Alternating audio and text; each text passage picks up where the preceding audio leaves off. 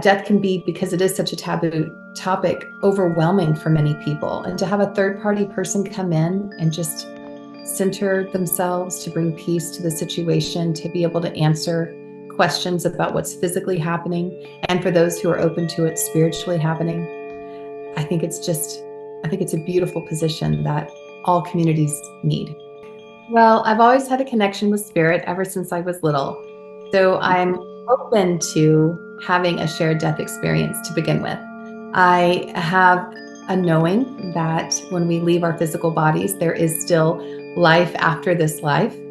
And being open to that means I am also open to perceiving that other reality. So a shared death experience is when someone is actively dying and the person goes between worlds with them. You don't go all the way, but there's like this sort of in-between world that you walk with them through.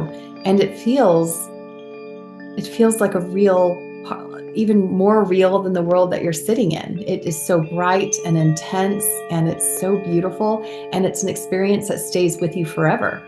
And I seem to have regular shared death experiences with my patients. Welcome.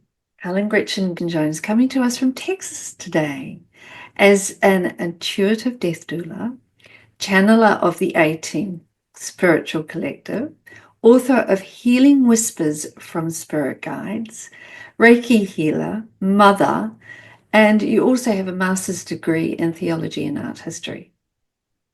Yeah, that's correct. It's a lot going on. It's great. Now, I'm going to dive into the subject of death and you as a death doula. That's where we're going to start this conversation today. I think I'm safe to say that in the West anyway, that death is a bit of a taboo subject, certainly one that emotionally can trigger people. Tell us a little bit about what a death doula is. Doula, am I right in thinking doula means guide? That's correct. Yes, a guide. Yes. Okay. What that role is and what its importance is in humanity. Absolutely. So a death doula is a person who holistically helps someone else to transition to the other side, to leave this earthly plane. I believe that death doula, although a relatively recent term, there have been death doulas since the beginning of time. People have been assisting, sitting bedside and guiding those through their final moments from the very beginning.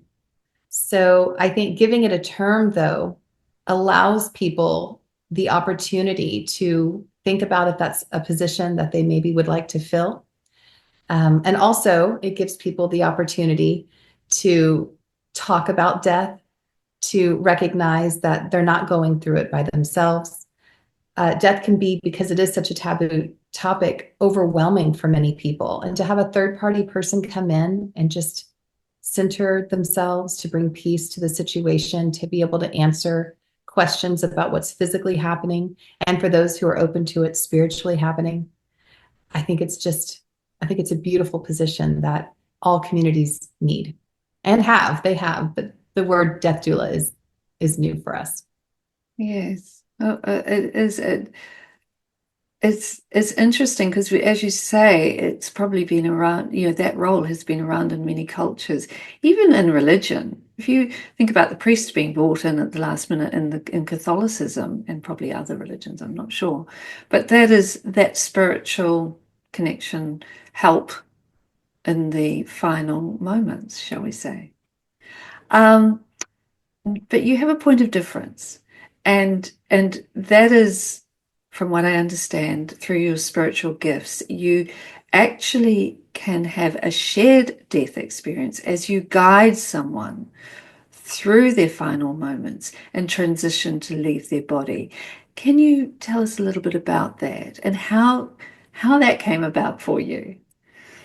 Well, I've always had a connection with spirit ever since I was little. So I'm open to having a shared death experience to begin with. I have a knowing that when we leave our physical bodies, there is still life after this life. And being open to that means I am also open to perceiving that other reality.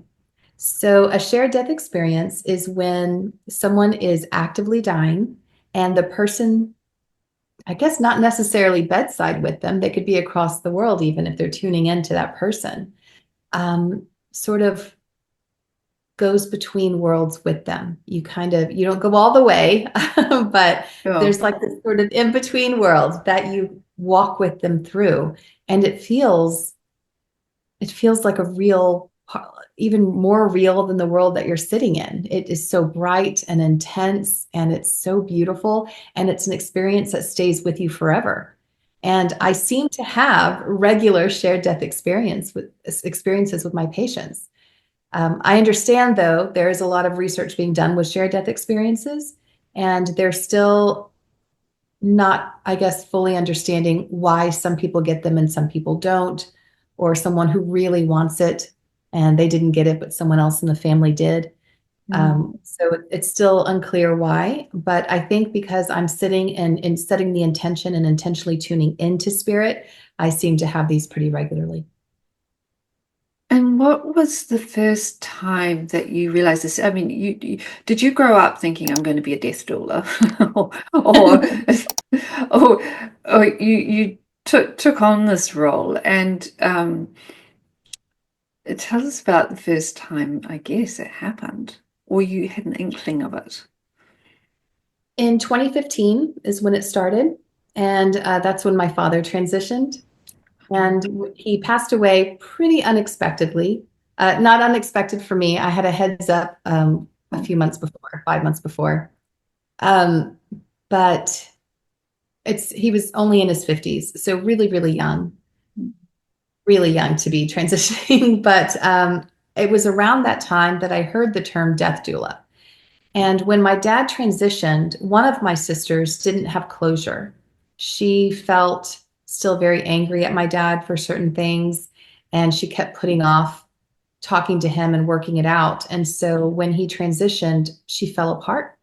She just Um, felt like she wasn't ever going to be able to say what she needed to say. And when I heard that there was an opportunity for death doulas to come in and bring peace to families, I thought that's exactly what my family needed. And I would like to be able to fill that for other families, to bring peace, to help them seek closure or even forgiveness, and ease them into having those open discussions and being vulnerable. And so that's what I went for. wow. That's it's a very personal reason to dive into this. It's amazing. You said you had a premonition that your father was going to pass before. Was this, have you always had premonitions? Is this something you've grown up with?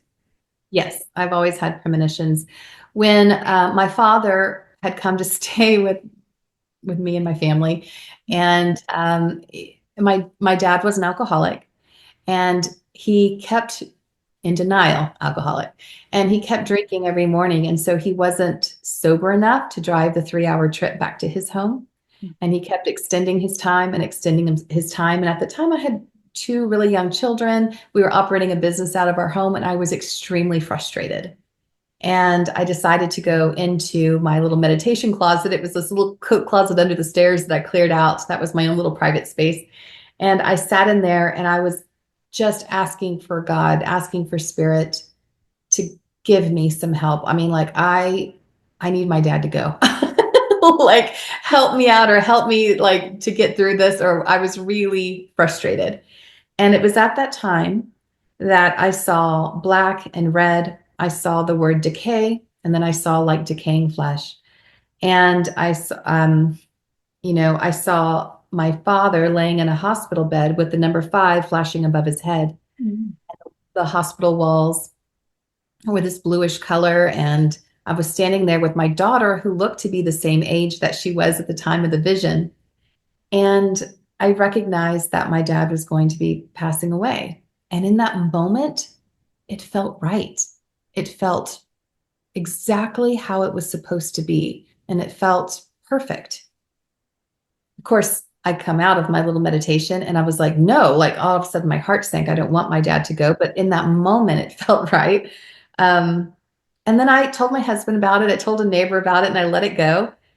And then 5 months later, on February 5th, Oh, 2015, all those fives, and it started at 5 o'clock in the morning. My dad was in rehab, and they found him unconscious, and they rushed him to the hospital. And so we all rushed to the hospital, and the walls were blue. And since it was only 5 months later, my daughter would look the same still, and it just, it was right then. I mean, we were all devastated, of course, but I could hear my dad, and I'm sitting trying to connect to him in the hospital, trying to connect to God, to source, to all that is. And I heard my dad say, plain as day, I'm still here, honey. And it was beautiful. And it rather quickly started me down, the journey of wanting to help other families in this situation. what a beautiful gift your father gave you in that final moment. Beautiful. Wow. It's His big death was though. absolutely a catalyst for my spiritual growth, for sure.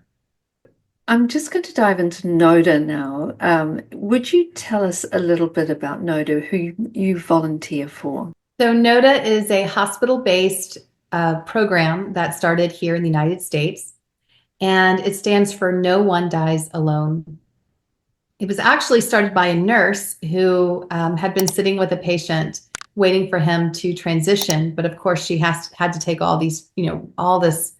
She's got rounds she has to make and all these other vitals for other people. And so, to help people not die alone, she started this program. They need volunteers.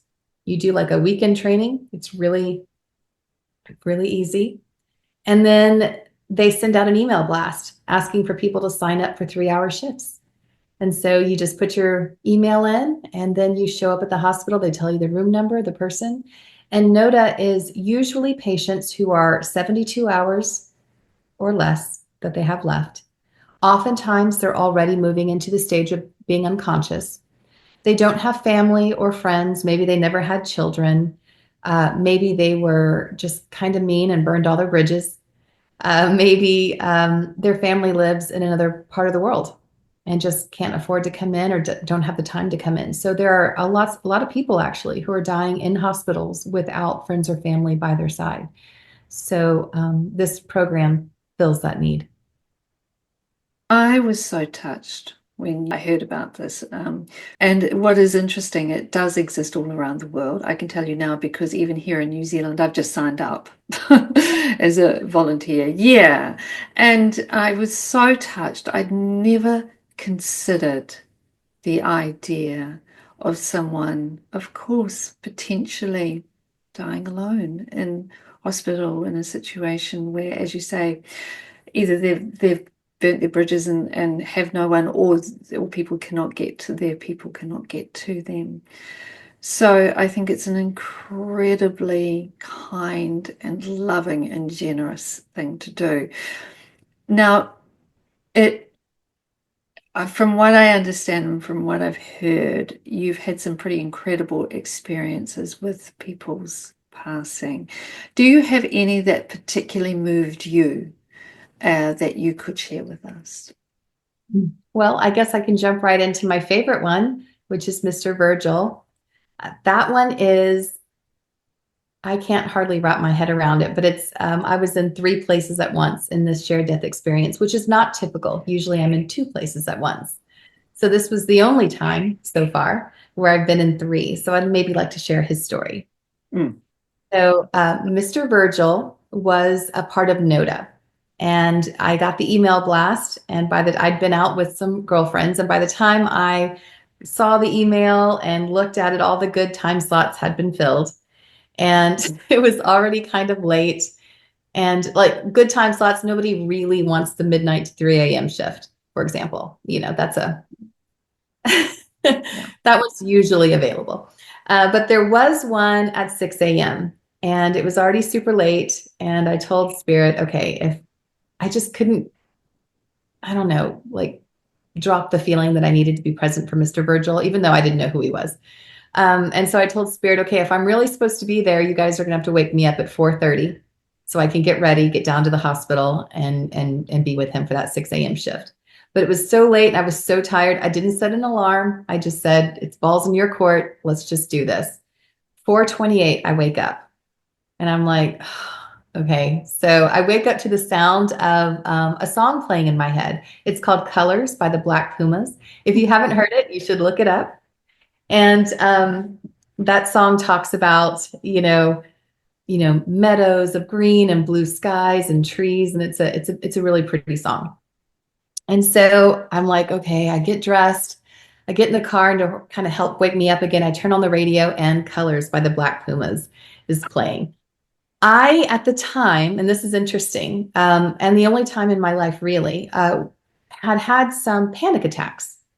And so I knew when I heard the music in my head, I knew that the person I was going to go visit was going to be suffering from panic attacks, and that they were going to be male and they were going to be Black and they weren't going to be that old. So I had all this information sort of downloaded in. And I think the only reason that they give me that information is so that I know when I arrive and that all checks out, it's validation that I'm tuned in. I think that's the only reason they do it, because there's no need to tell me.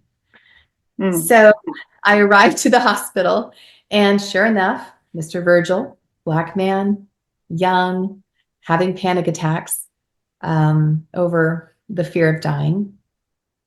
And so I sit down next to him and I attempt to calm him. He was having, like, every minute or so, he would have this panic attack and then he would rest for, like another minute. And then he'd have like a 30-second panic attack. It was heartbreaking. And I was so afraid that it was going to trigger one in me, actually, because I was still working through my own panic attack issues. So it was really probably a good thing that I was there, because it calmed my own fears. And as I sat there with him, I could tell that my words and my touch helped a little bit, but not enough. And so I decided to go ahead and tune in to Mr. Virgil.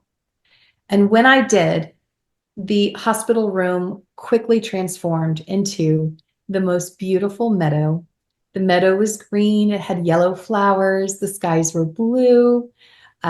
Everything emanated light. It's as though the light comes from inside every blade of grass. Everything had light. And off to the right and straight ahead, there was like a forest. And I knew that Mr. Virgil, was going to have to walk through the forest. At the same time, I could hear a welcome party, which is very common. I hear welcome parties almost every single time someone transitions. Really? Yes, absolutely. So, yeah. And so every party's different. And in this case, I saw red balloons. I saw red roses. I knew that his mom was waiting for him. And I knew that he had to walk through the forest to get there. And so I look around and I notice that we are both standing in the field together and we're staring at the forest. And then all of a sudden, a being of light, blue and white light, emerges from the forest. And when this happens, I recognize that the being of light is me. And she is, I know it to be me, but she is beautiful. I feel so much love coming from her. I become aware of a perspective, of her perspective, my perspective in the meadow, and also my perspective as Gretchen in the hospital room. I had 3 perspectives all happening simultaneously, and I was aware of all 3 at the same time, and it wasn't confusing. So it was an unusual experience. The me of light approaches Mr. Virgil and tells him that we are going to walk through the forest to his welcome home party. And he doesn't want to go. He's scared. And I can feel the me of light just pouring all this love into him. I wanted him to trust me. I wanted him to know that everything was going to be okay. I felt that even though I didn't know Mr. Virgil, he was a complete stranger to me. Everything about him was perfect, absolutely perfect. And I felt the most unconditional love for him, more unconditional than I have ever felt in my life, because I have children and every parent says they love their child unconditionally. But the truth is I put conditions on them. I expect them to behave a certain way. I expect them to be happy. I really want that for them in their life.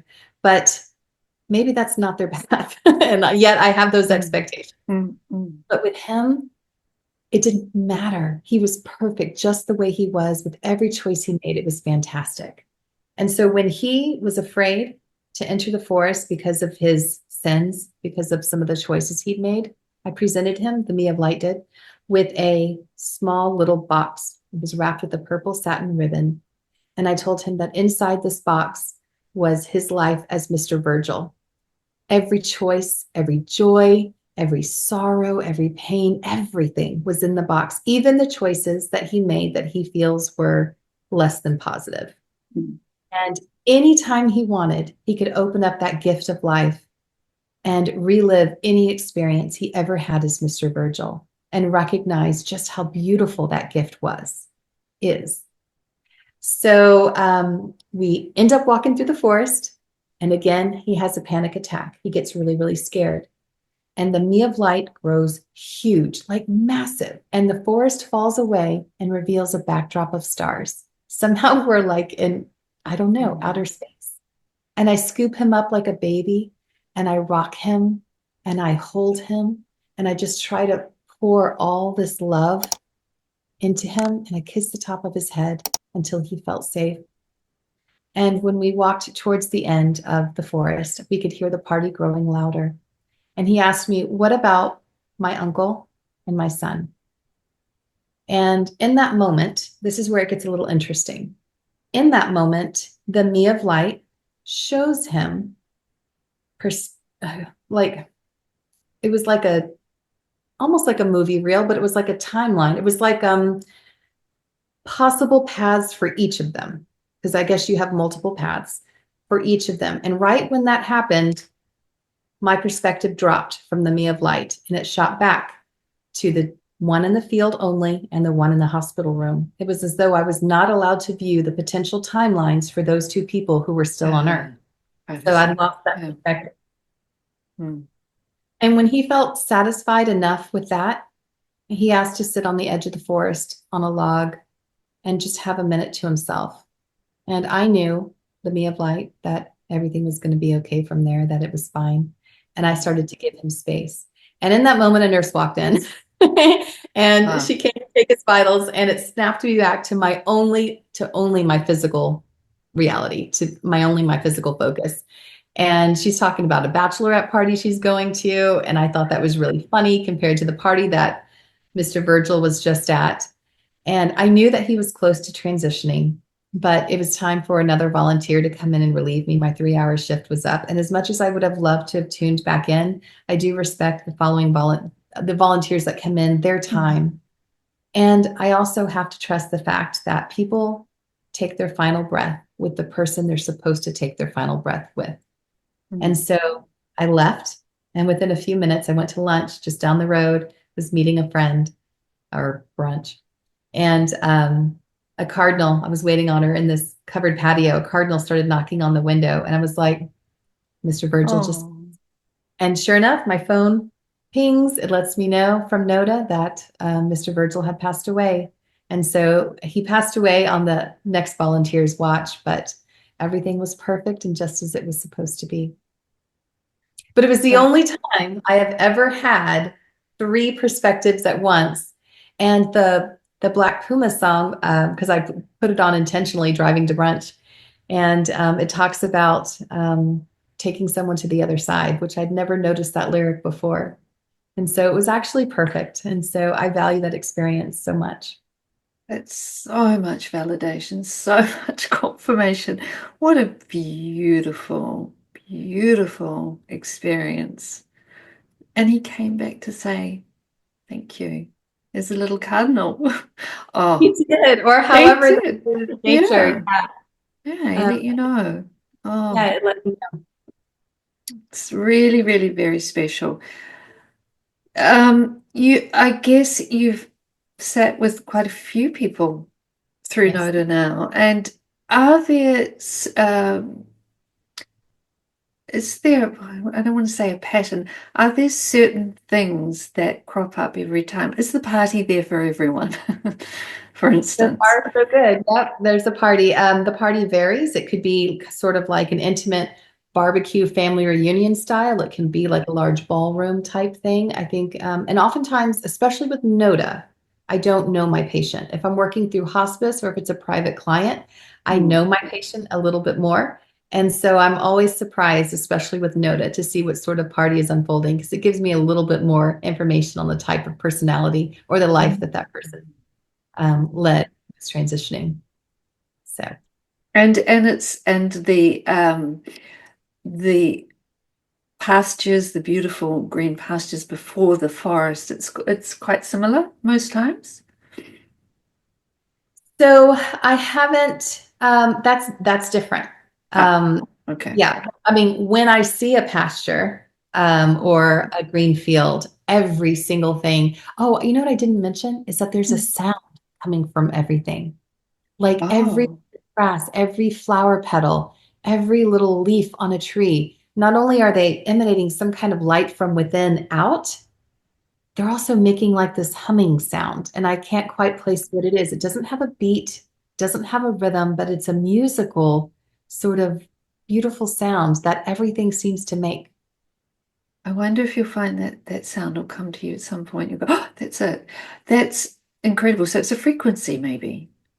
I think so. Yeah, I don't think it's anything Yeah. that we choose to create here on Earth, No. um, sort of melody or something, but it's a sound for Yeah, sure. it's a sound. It's energy, so it's capable, all energy is capable of manifesting in so many ways. It's amazing. Oh, beautiful. Um, okay, so gosh, has this changed your view about death? All these Absolutely. experiences, my goodness. Yeah. I don't fear death at all. I do fear, I suppose. I have apprehension, maybe I should say, because I don't think fear is the right word. That's too strong of a word. About having discomfort, which I think a lot of people Mm. kind of fear the pain or something.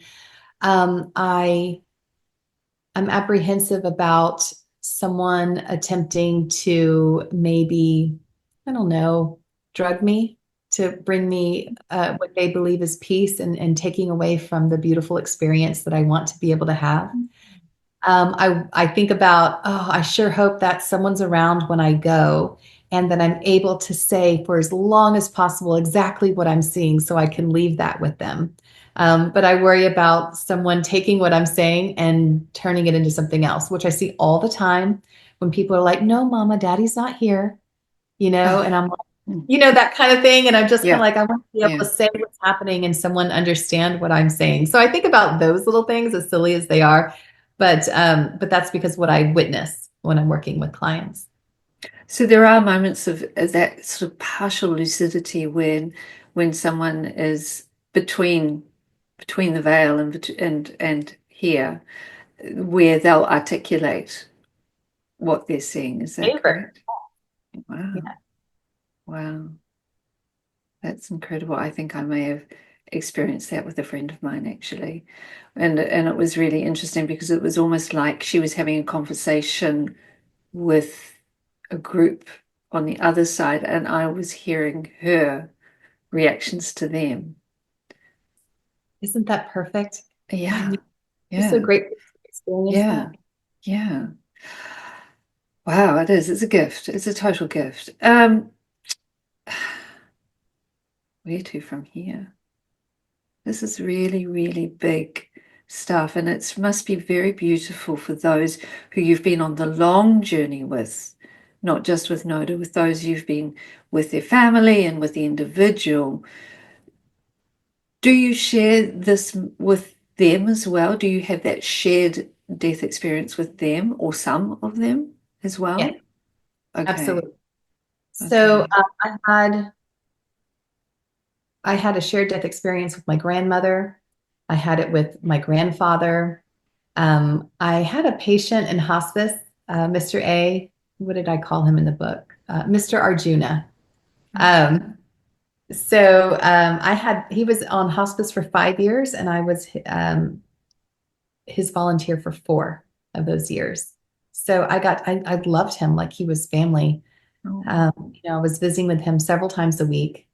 And he was Hindu. And then as early adulthood, he decided that he was unsure what he was. And then for whatever reason, and it's been my experience so far, and of course this can change, a lot of people, when they start the process of dying, revert back to the religion of childhood, not the one that they chose Hmm. for their whole life. Isn't that interesting? They Yeah. find comfort in that. And so even though he was raised Hindu, but then chose a different set of beliefs for his adult life, he reverted back to Hinduism in the end. And Mm. so I had to, I feel good that I knew a little bit about Hinduism Mm. from my degree, but luckily everyone has a computer these days right in their little Yes. smartphone. And so True. you can familiarize yourself real quick with a quick Google search. And I was able to connect with him through um, what he wanted to talk about concerning his religion. Mm. And every single person who dies has their own set of beliefs. And Mm. it's to meet them where they're at is the most important thing you can do. In that beautiful space that you were in with Mr. Virgil and with many others, the little box that was given to him, was that like a life review? I think so. But That, it was a live review that he could access whenever he wanted. It wasn't a one-time thing. okay. Yeah, That's what it felt like. he Yeah. got to keep it and he could do that whenever. Is the overwhelming sense of love, unconditional love, um, another common theme? And I ask that just that, I think a lot of people, particularly around death, sort of damn people with death as well. Oh, you've been that person's been terrible and they'll get it in their death, that sort of thing. But in reality, do we all go into the arms of unconditional love? We do. Oh, And ATEAM has expressed over and over and over that the only people who judge us are ourselves. no. It's humans. So, I mean, you can go and look at, this is kind of controversial, but obviously right now we deem pedophilia as something that's awful. It's a huge Mm. sin. We think of it horrible, like, someone who's but people were married off at 14 and 13, and it was perfectly normal in those cultures. So you're a long time ago. Yeah. So you are judged based on your social standards that you have placed upon your culture or society. So the idea is that judgment is only coming from ourselves. Now, there are levels of awareness that are shown to us when we transition. But in no way are we damned or critiqued in that way, like a judgment. It is simply showing us different ways we could have handled it based on different timelines, showing us different possible compassionate outcomes that could have happened as a Mm. way of drawing in another level of connection. And of course, when we connect to ourselves and we connect to others, and that strengthens our ability to connect to each other as a whole, as part of our experience here on Earth.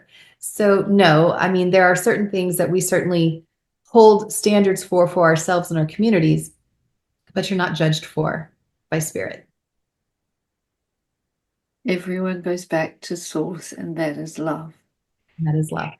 Isn't that such a beautiful, peaceful thing to think about for humanity and for the ones that we do love and have fallen out with? Yeah, yeah, yeah. And That potential.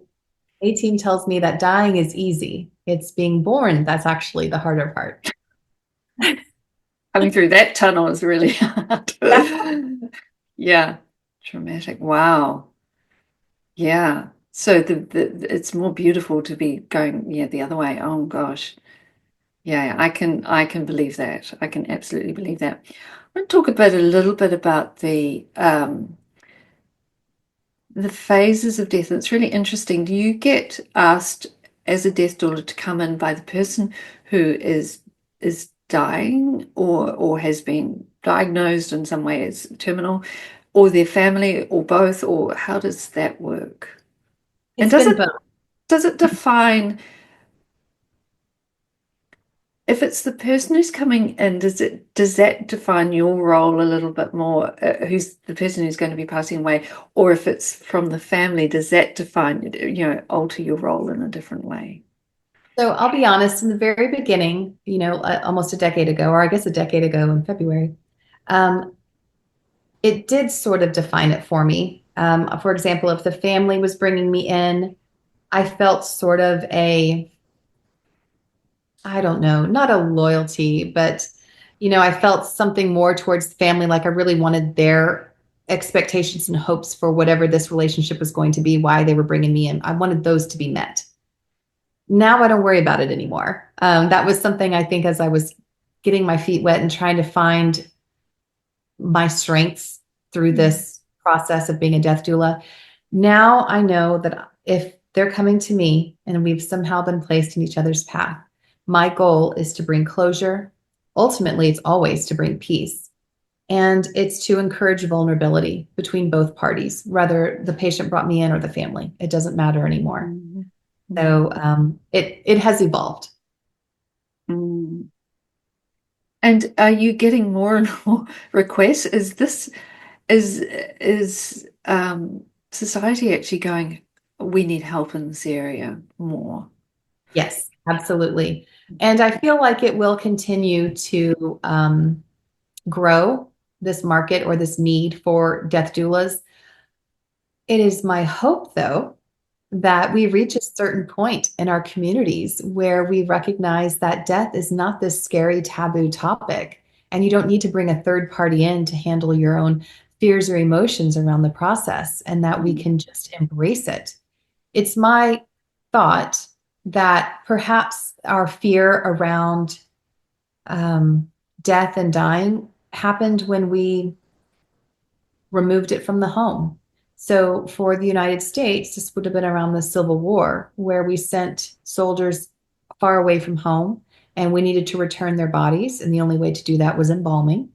So then we Mm. started taking bodies to places to be embalmed, to preserve them. Then we started taking them to funeral homes. And death became further and further and further away.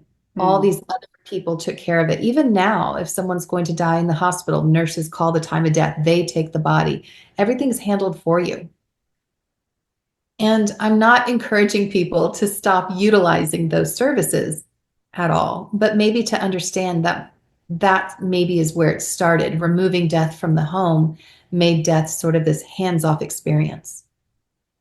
Creates a level of disconnection in a way, doesn't it? Removed from the source.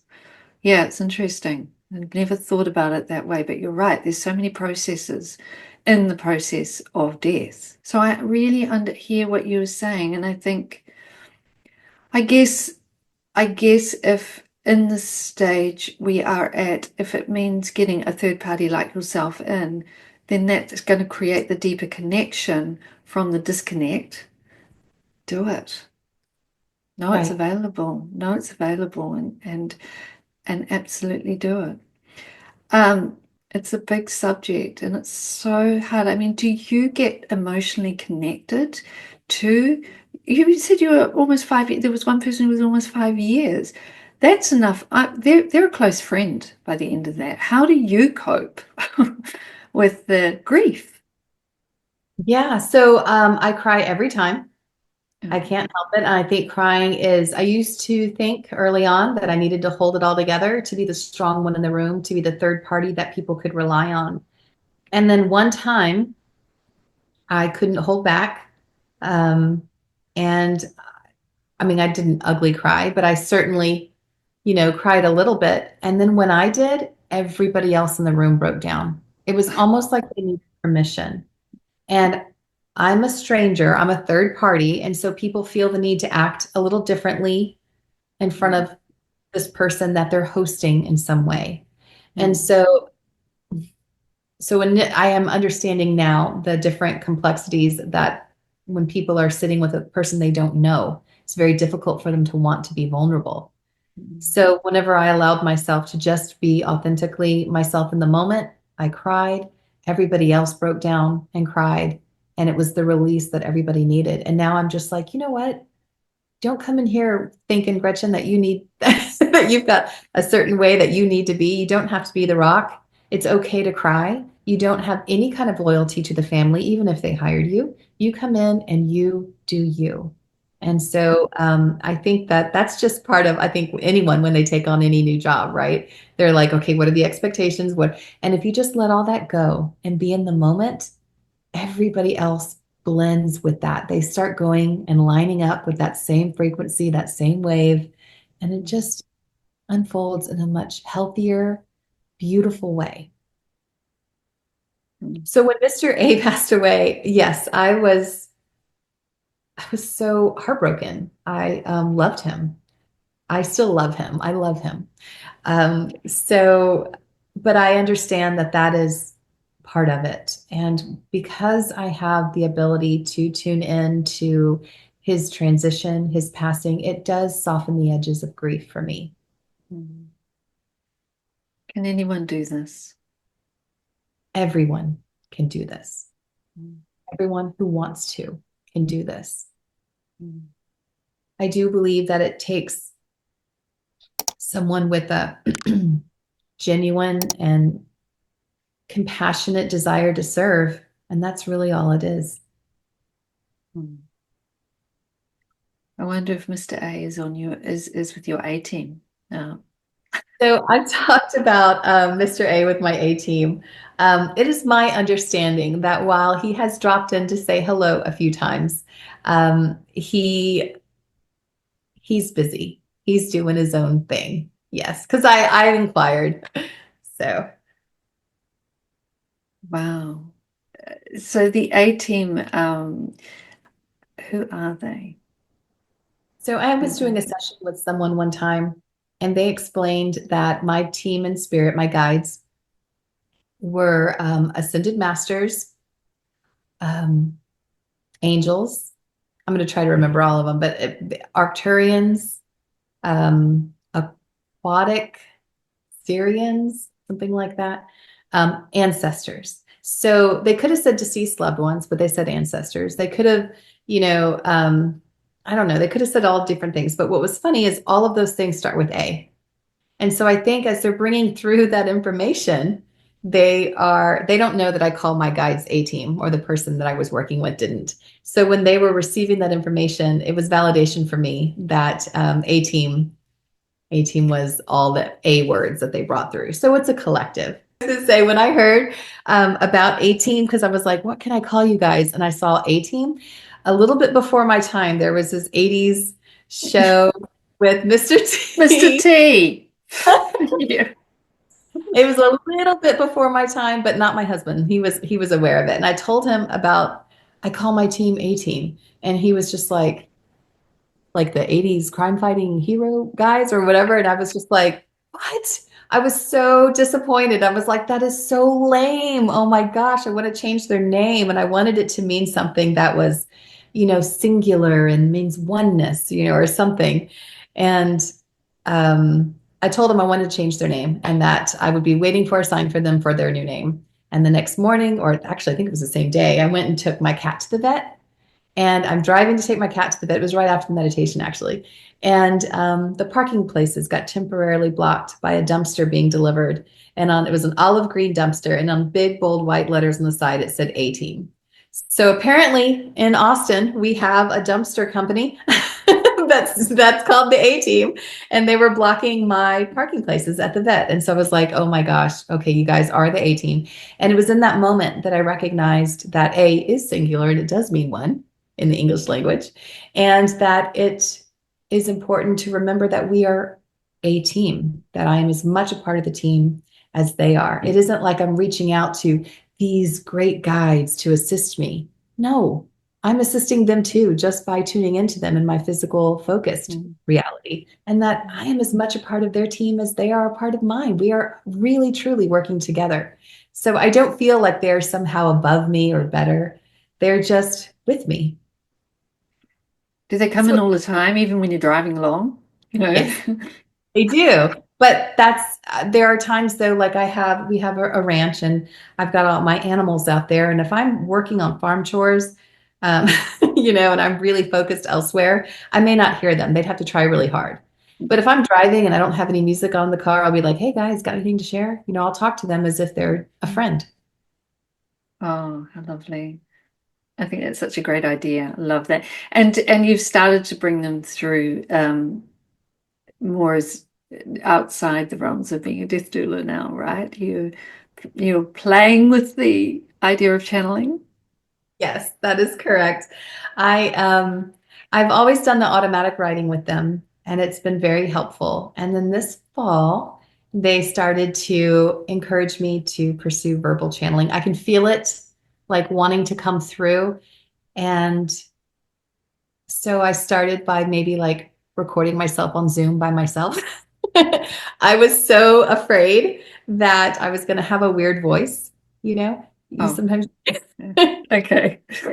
like hello or something weird like like Mrs. Doubtfire or something. I didn't want I don't know. I don't know. So it turned out it was okay. And then I have a beautiful friend, Keisha, and she said, hey, do you want to practice with me? And so now I sit with her usually on Fridays and we get together and I will do my channeling. I have no idea what she's going to ask. And so what feels like 20 minutes ends up being like an hour and a half of her asking questions. And so she records them, she writes down important notes. Sometimes they're personal, sometimes they're more philosophical, sometimes they're, political, whatever she wants, it doesn't matter. And ATEAM responds. So working with her, and a couple of times I've worked, a few times I've channeled with a small group of ladies here in Austin who are willing to humor me a little bit. But this, it's evolving. When I first started to need to identify them, my human self wanted to put a personality to each individual spirit that came through. So I have one that comes through named Lyra, for example, and I know what she looks like, at least in my mind. And she's this beautiful woman, and she's blue with blue light, and she's always in a flowing sort of gown or robe that is also part of the light. And sometimes she appears very elderly, and sometimes she appears very young, but I always know that it's her. And I even have another gentleman who's always carrying a really big book, and he has a beard, and he appears in green light, um, but his skin isn't green the way Lyra sometimes can appear with his skin. And I call him Kissinger. And that's Okay. actually I don't know why. Well, I do know why. The reason why was because I said, okay, what name? And I heard the name Kissinger. And I thought, okay, I only know one Kissinger, Henry Kissinger, and he's still alive. Like, there's no way it's that. But I'm going to need three signs that that's what I heard. Well, my husband and I own a photography rental company here. And sometimes people will text me for an equipment list, and someone meant to write Profoto lights, and instead they wrote Kissinger lights, which is nowhere even near, which is nowhere even near Okay. Profoto. But that was my first sign, and then there were two more that followed with Kissinger, so I just called him Kissinger. But now, and I've got several more, but now I don't need the individual personalities anymore. They're a collective, and the collective is quite large. And now I understand that guides or spirit can step in and help based on what they're really good at, what their specialty is. And so I know that my team is a collective, it's a group. They also tell me I am as much a part of my team as they are. And so I recognize that I'm helping them, they're helping me, and we really are a group together. So I no longer attempt to separate out the individual guides in ATEAM. They're a collective, and I'm part of that collective. And so now, whenever I channel ATEAM, they come through with some of the most beautiful words of wisdom. They come through with ideas and philosophies for me to think about and hopefully, I think, apply to my life to make this personality as Gretchen, my experiences here in the human collective a little bit more easier. So, so that's Beautiful. about ATEAM. Beautiful. And we're just going to now, hopefully, if they're keen to come and talk to us today, we're going to meet them. Yes. So, do you have a process? Do you want to talk us through it, or do you want us just to sit quietly and observe and take it all in? Well, before we started the podcast, I did a meditation, which helps me to tune in more quickly and easily whenever it's time to channel. And I am a conscious channel, which means I don't go into a full trance, but I do close my eyes. I do take a few deep breaths and allow myself to center and settle in. And then I will feel the words sort of come through me, and I just allow myself to say them. And it's just that simple. Beautiful. Beautiful. So, am I okay? Is it okay if I ask them a little question? I'm going to keep it very general, but just really, is there anything they would like to share with us all here on Earth today?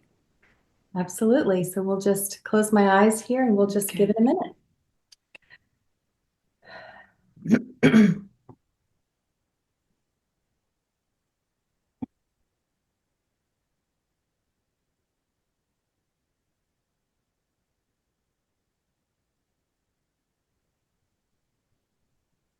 Hello, dear ones. It is our intention today to share with you information on connection and on thought waves. Beautiful. Thank you. We understand that when you chose to focus into a physical reality, you understood that the human collective feels a separation. Many times over the course of a human's life experience, they feel disconnected. Disconnected from self, disconnected from others, and often disconnected from source. But we are here to remind you, dear ones, that you are never alone, that the feeling of disconnection is an illusion, for you are always connected, and there can be no other way. When you chose to focus into this physical reality, you knew you were focusing in a reality that experiences a feeling of disconnection. And this was something you desired. For it is in the human collective that one can experience such a feeling. And it is difficult to have that feeling elsewhere. We hope to also express to you the importance of thoughts. Here in your human collective, you create and co-create together. While you feel separate as an individual personality among the millions on your planet, you are all still working together to co-create the world in which you live. Your thoughts play an important role in this, for this is how you create. When one chooses patterns of thoughts that are perceived as negative on a human level, then one co-creates that reality.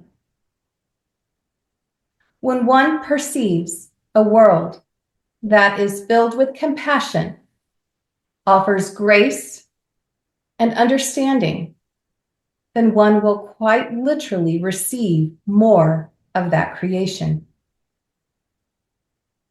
It is important to remind yourself on a daily basis that your thoughts create your world, and the world in which you live is changing rapidly. For yes, the earth is always changing, but there is a moment in time that is happening for your specific timeline that allows for a greater connection to self.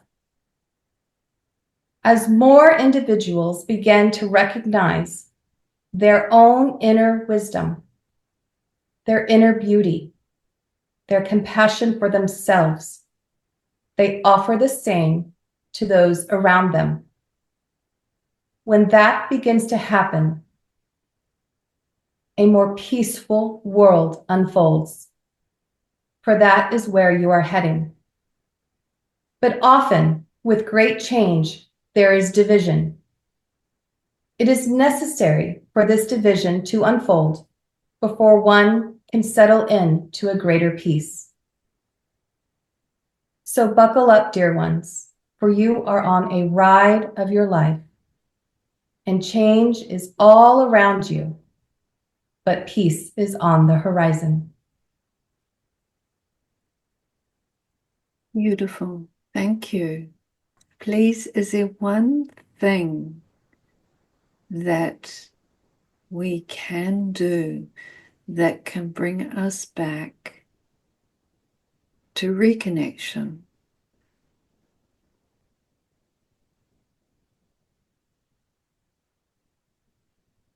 Reconnection is not the proper term here, for you are already connected. Really, what you are asking is, how can I be aware of my connection? Correct. Thank you. There are many ways in which to strengthen your awareness of connection.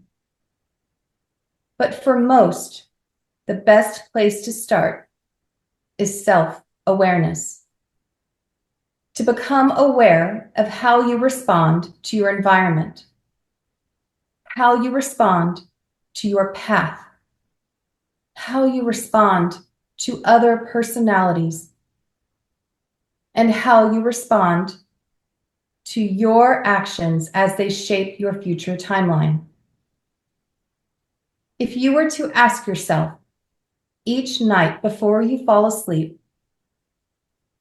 how your actions affected not only the world in which you live, other personalities, but yourself, that level of self-awareness will grow, offering greater discernment within choices the following day. It is also important to note that with greater self-awareness, greater compassion unfolds, and that brings peace to your world. Thank you for this message. Thank you for sharing your wisdom with us today. Is there anything else you would like to leave us with? We thank you for the opportunity to connect to us, for us to connect to you, and to share more wisdom. We also want to thank you for your ability to connect others around the world. We understand that what you do and others like you are bringing a greater sense of awareness to the human collective in a way that was not possible before. So we appreciate your efforts. Thank you. Thank you.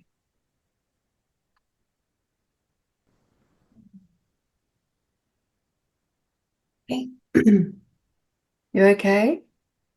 Oh yeah, it just makes me thirsty afterwards. It's amazing. They're very strong. They're very